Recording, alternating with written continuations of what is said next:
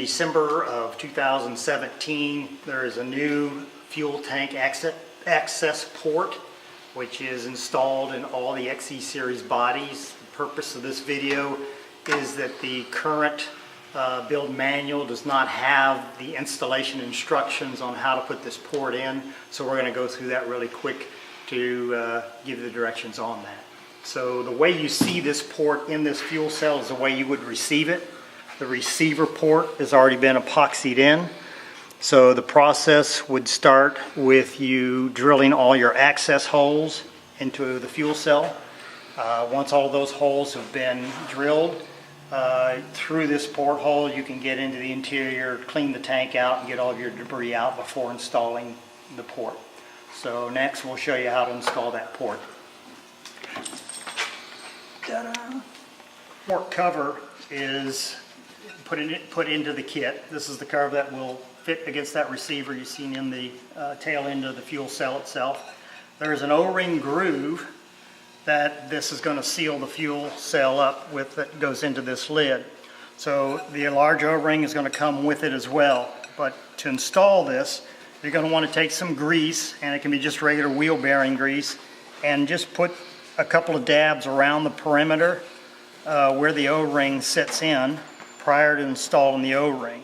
And the reason you're going to do this is because when you go to install this, you have to hold this vertically, and the O-ring may want to come out and get dislodged, and if you don't catch it, then obviously it's not going to seal the fuel tank.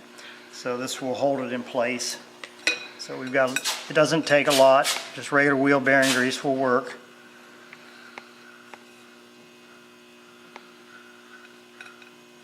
It doesn't look like it comes with a cloth guard, but it's got a...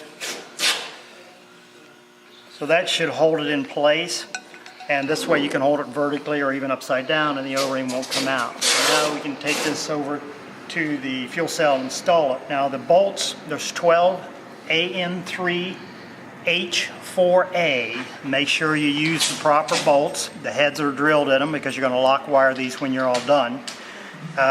If you use longer bolts, you're going to have a problem because the receiver is a blind hole, so the fuel can't leak through the bolt hole. So they have to be the proper length bolt. These bolts, once you have them all installed, your torque spec on these bolts is going to be 10 inch-pounds. Not foot-pounds, but inch-pounds. And when you tighten them, you're going to use a star pattern. So if you were to tighten this one, then you would work your way this one, and work your way around until you hit all of them. But do them in a star pattern. Don't start at one side and work your way around. Okay, so now we'll carry this over there and show you how to install that. Drilling all the access ports into the fuel cell, then you can install the hatch cover. So when you put the hatch cover on, there's a recess that this has to fit into. So when you put it in, make sure it fits into the center. You may have to move it around to get the access port lined up. Once it's in, you can feel it locked in. Then you can go ahead and install all the bolts, tighten them in a star pattern at 10 inch-pounds.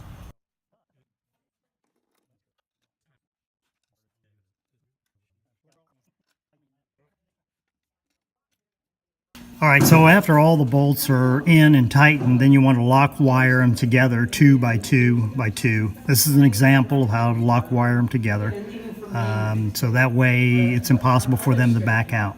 So that would be the final step.